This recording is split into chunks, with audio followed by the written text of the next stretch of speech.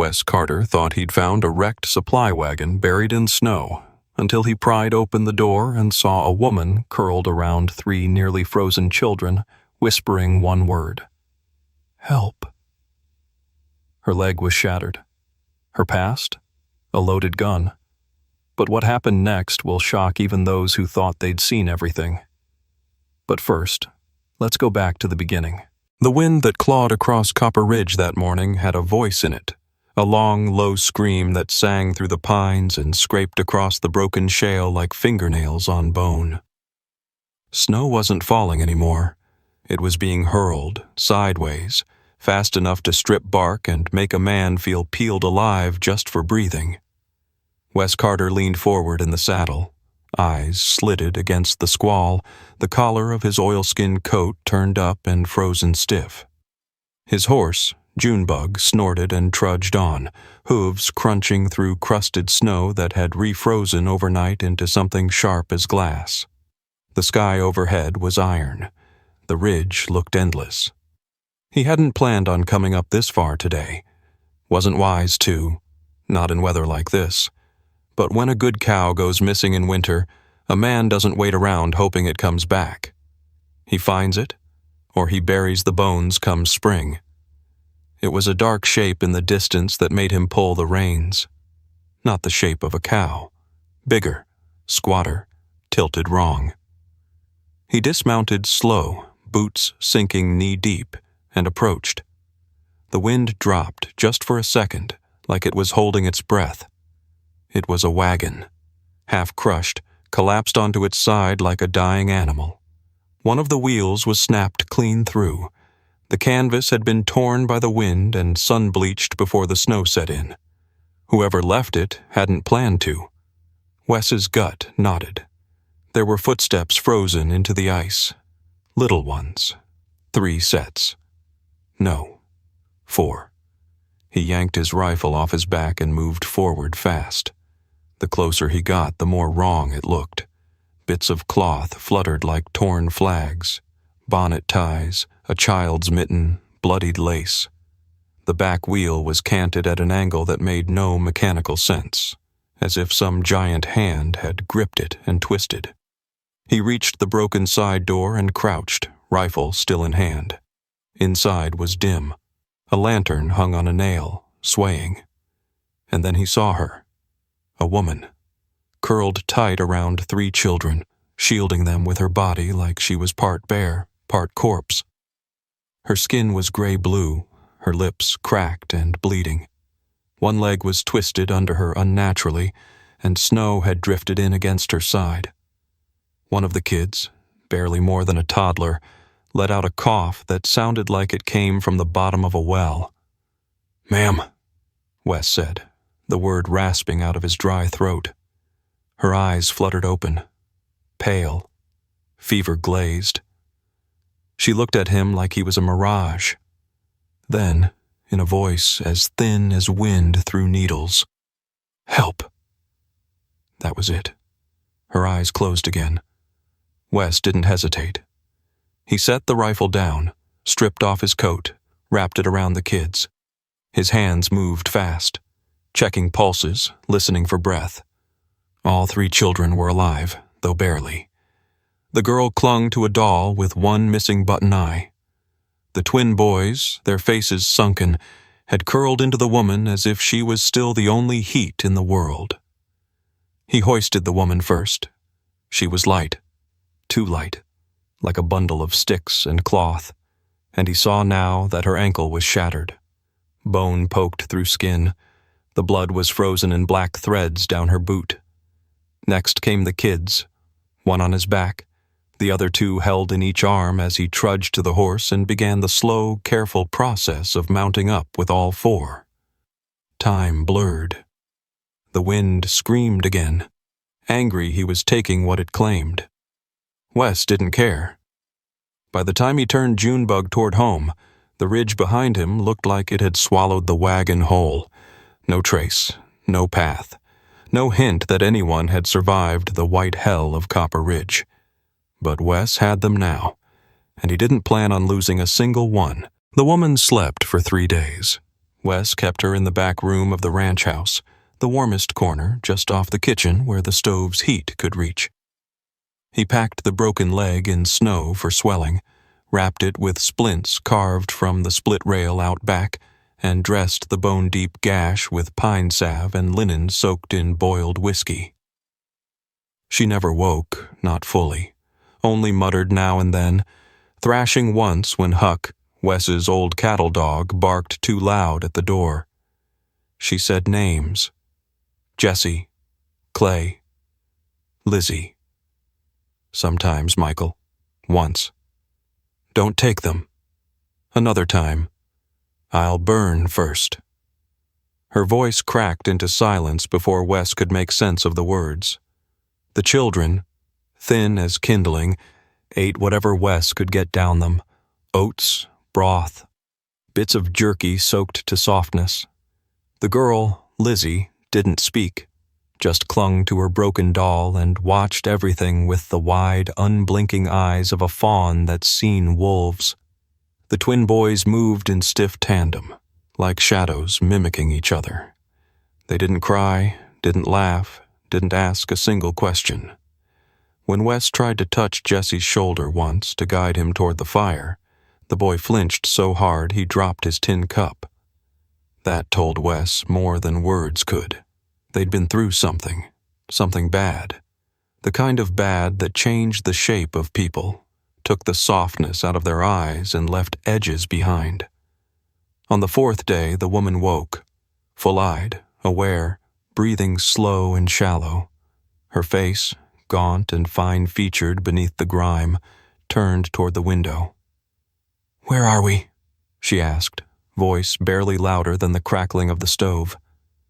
"My ranch," Wes said, crouching beside her. 4 miles south of Copper Ridge. You were near froze in that wagon." She blinked, looked down. Her leg was swaddled in flannel and propped on a cushion. The room smelled of spruce, firewood, and soap. "My children?" "Alive. All 3. Restin' out there by the fire. You saved them."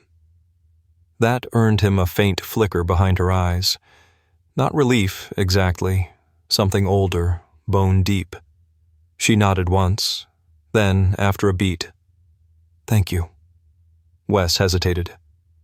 "What's your name?" She looked at him too long before answering, as if testing him, weighing the name on her tongue. "Anna Lee Parker." "Ma'am," Wes said, and tipped his hat without touching it.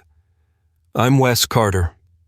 She turned her head, eyes scanning the rafters like she was somewhere else entirely. "You got a wife, Mr. Carter?" "No," he said. "Just me. And the dog. You'll hear him snoring soon." That earned a whisper of something, maybe almost a smile. It vanished as quick as it came. Wes stayed seated on the low stool by her side for a moment, watching how her fingers twitched with pain, her eyes never quite relaxing. He wanted to ask more. Who she was, where she came from, why she was traveling this late in the season with no escort, no trail gear, and a wagon damn near held together by rope and prayers. But he didn't. He'd seen enough of people who ran, from wars, from debt, from men with fists instead of promises. So he just said, "You need rest. Kids'll be safe. I'll make sure of it." Anna's eyes closed, her lips parted as if to speak, but nothing came.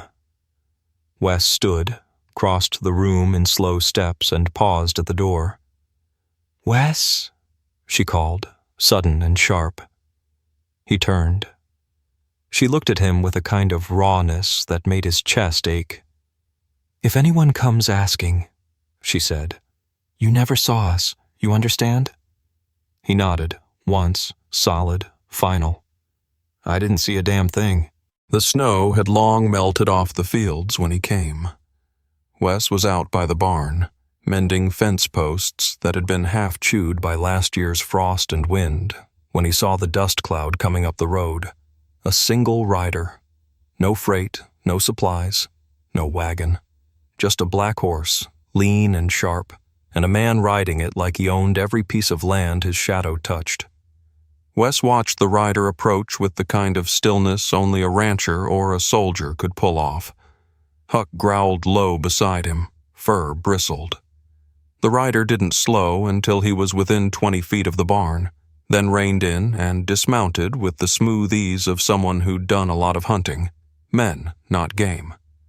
He was dressed in dark wool, crisp despite the road dust, and he wore a star on his chest. U.S. Marshal, engraved clean into the silver. "You Wes Carter?" the man asked, voice dry as cut corn husk. Wes nodded, one gloved hand resting casually near the rifle leaned against the post. "Depends who's asking." The man didn't smile. "Marshal Redlow, out of Kansas by way of Denver. Got a few questions. That all right?" Wes didn't move. "Suppose so." Redlow took a folded paper from his coat. His gloves were black leather, creased and oiled. Not a cowboy's gloves. Government gloves. "You seen a woman come through here sometime this winter? Traveling with 3 children. Young girl, 2 twin boys. Might have been in a busted wagon. Could have come from the east." Wes didn't blink. Didn't need to. He'd been through interrogations worse than this in wartime, with a bullet still lodged behind his shoulder blade to remind him. "That's an awfully specific question for such a wide piece of country." Redlow flicked the paper open and held it up. A sketch. Rough, but there. The woman's eyes had been captured too sharp for Wes's liking. That artist had seen her up close. "Name's Annalise Turner. Some records say Parker, but that's a lie. Her husband, Michael Turner, was a teamster for a Union shipment. Gold bullion, 60,000 worth. Wagon burned. Michael died in it. She vanished. So did the gold." Wes said nothing. He didn't have to. The wind had shifted, blowing warm off the plains, but the space between the 2 men grew colder with every heartbeat. "She's not just wanted for theft," Redlow went on, eyes scanning Wes like he was reading a locked journal. "There's suspicion she set the fire. Premeditated. Could be murder. Could be worse, depending how long she's been hiding." "You got a warrant?" Wes asked. Redlow's jaw twitched. "Soon. Just need confirmation she came this way. Once I got that, paperwork won't take but a week." A silence stretched. Wes crossed his arms, posture easy but his gaze unflinching. "Lots of wagons get wrecked in winter. Lots of widows on the road, too. Can't say I make it my business to check their pasts." Redlow stepped forward, crunching dry earth underfoot. "It should be, Carter. If you're harboring her—" "I didn't say I was," Wes cut in, voice even. "But I'll tell you what I am. A man who doesn't take kindly to strangers flashing badges and throwing words like murder at people who ain't here to speak for themselves." Redlow met his eyes but didn't press. 3 days, the marshal said finally. "If she's here, turn her in. Otherwise, I come back with a warrant and men who ain't so civil." Wes gave a slow nod. "We'll be here." The marshal swung into the saddle like a crow settling on a fence post. Dust kicked up behind him as he rode away. Inside the barn, in the loft above the hay bales, Anna had seen the whole thing through a slit in the planks. She didn't breathe until the dust trail vanished behind the rise. And even then, her hands wouldn't stop shaking. Wes chose the ridge because it was the only place on his land where the wind didn't sound like regret. Willow Tree Ridge wasn't tall or dramatic. It rose in a slow curve behind the pasture, crowned by a single tree so old it bent under its own memories. No other trees grew near it, as if it had claimed the hill for its own sorrows. But in the spring, when the snow melted off the roots, yellow wildflowers carpeted the ridge like the land was trying to apologize. That morning, Wes tied his horse out of sight and walked the rest of the way up with Anna on his arm. Her limp was still there, slight but permanent, a quiet echo of everything that had tried to break her. She wore a dress that used to be cream-colored calico before too many washes turned it soft gray. Her hair was pinned back simply, the wind tugging strands loose. The twins walked behind them with their shirts tucked in and their hair combed flat. Lizzie held a fistful of flowers, most of them crushed from the picking. There was no preacher, just the ridge, the sky, the wind, and Wes's word, which he considered holier than any scripture. He turned to Anna as they reached the willow. Her breath caught when she saw the place. It was simple, yes, but beautiful in that raw Western way.